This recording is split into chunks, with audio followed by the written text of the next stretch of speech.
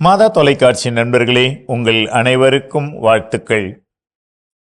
வெற்றி நமதே என்ற இந்த தொடரிலே நமக்கு தேவையான ஒரு ஆழமான மனநிலையை இன்று உங்களுக்கு நினைவுபடுத்த விரும்புகிறேன்.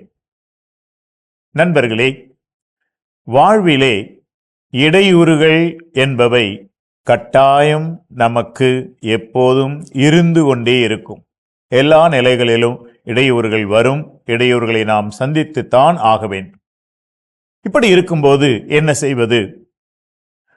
ஒரு நாள் நானும் எனக்கு தெரிந்த நண்பர் ஒருவரும் ஒரு இருசக்கர வாகனத்தில் ஏறி ஒரு குறிப்பிட்ட கிராமத்துக்கு போவதற்காக புறப்பட்டோம்.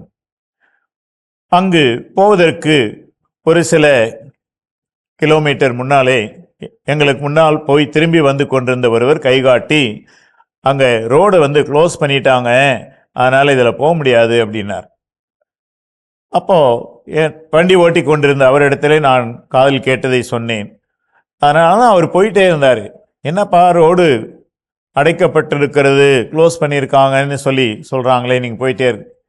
ஃபாதர், ஒரு கதவு மூடும்போது இன்னொரு கதவு எங்கேயாவது திறக்கத்தான் செய்யும் அப்படின்னு ரொம்ப சவகாசமாக சொல்லிகிட்டே போனார். நாங்களும் போனோம். ஒரு இடத்துல பாலம் கட்டுவதற்காக அந்த சாலையை மூடி வைத்திருக்கிறார்.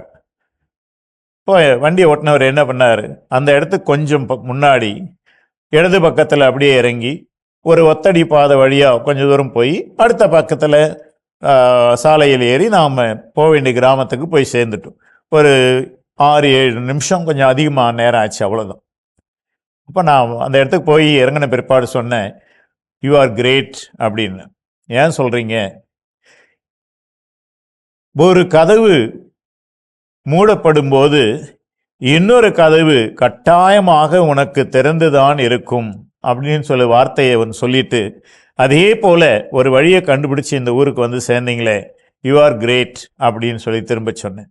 நண்பர்களே, அதையே தான் இன்று உங்களுக்கும் சொல்ல விரும்புகிறேன். உங்கள் வாழ்க்கையிலே இடையூறுகள் கட்டாயம் வரும். ஏனென்றால் உலக வாழ்வே அப்படித்தான். ஒரு இடையூறு வந்து விட்ட போது, ஐயோ இடையூறு வந்து விட்டதே, எல்லாம் முடிந்து போய்விட்டதே என்று இடிந்து போய் விடாமல், ஒரு கதவு மூடப்போது இன்னொரு கதவு எங்கோ திறக்கும் என்ற ஒரு நம்பிக்கையோடு நாம் பயணம் செய்ய வேண்டும். மூட நம்பிக்கையோடு அல்லது அறிவில்லாத ஒரு நம்பிக்கையோடு என்று நான் சொல்லவில்லை. அறிவை பயன்படுத்துவோம். அதே நேரத்திலே இன்னொரு கதவு திறக்கும் என்ற நம்பிக்கையோடு செயல்படுவோம். அப்போது வெற்றி நமதே. வெற்றியோடு வாழ உங்களை அன்போடு வாழ்த்துகிறேன்.